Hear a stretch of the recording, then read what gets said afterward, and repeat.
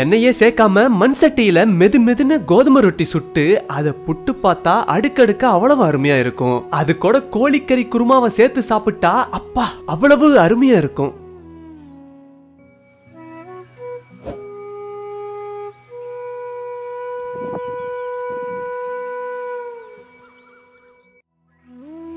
மெது மெதுன்னு கோதுமை ரொட்டியை மண் சட்டியில சுட்டு எடுக்கிறதுக்காக 1 கிலோ கோதுமை மாவை எடுத்துக்கலாம். இப்போ 1 ஸ்பூன் தேன், சர்க்கரை, தயிர் இது 3 நல்லா கலக்கி கோதுமை மாவோட சேர்த்துக்கலாம்.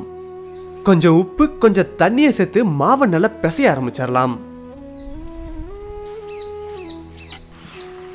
தேவைக்கேற்ற மாதிரி கொஞ்சம் கொஞ்சமா தண்ணியை சேர்த்து மாவுல கட்டியே இல்லாம பிசைஞ்சுக்கிட்டே இருக்கணும்.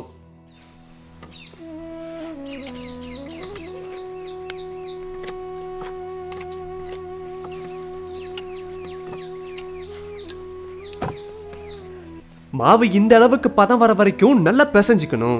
இப்ப மாவு மெது மெதுனாக ஒரு அரை மணி நேரம் தேவைப்படும்.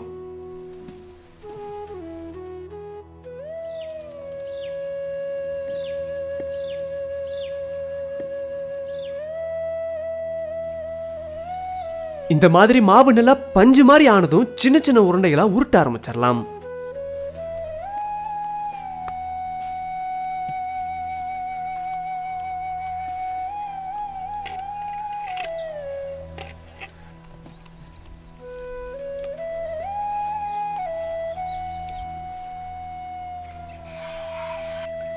இந்த சின்ன சின்ன உருண்டைகளை ரொட்டி சுடுறதுக்கு ஏத்த மாதிரி தேய்ச்சி தயார் பண்ணிக்கலாம்.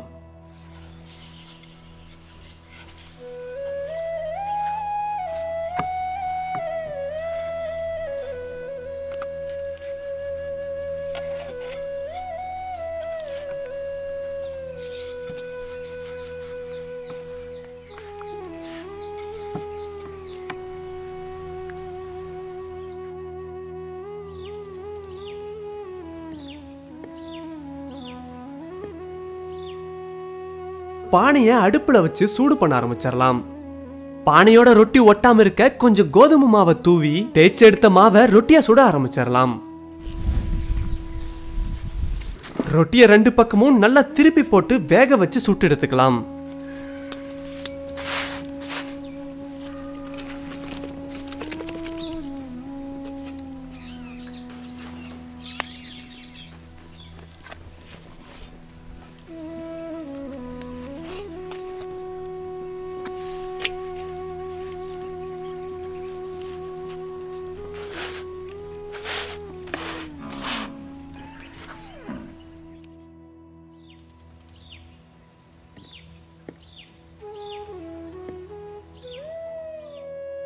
மண் சட்டியில சுட்டு எடுத்த ரொட்டிக்கு இப்ப மெது மெதுன்னு சாப்பிட தயாராயிடுச்சு. குறிப்பா இந்த கோதுமை ரொட்டி கூட கோழிக்கறி குருமாவை சேர்த்து சாப்பிடும் போதுதான் அவ்வளவு அருமையா இருந்தது.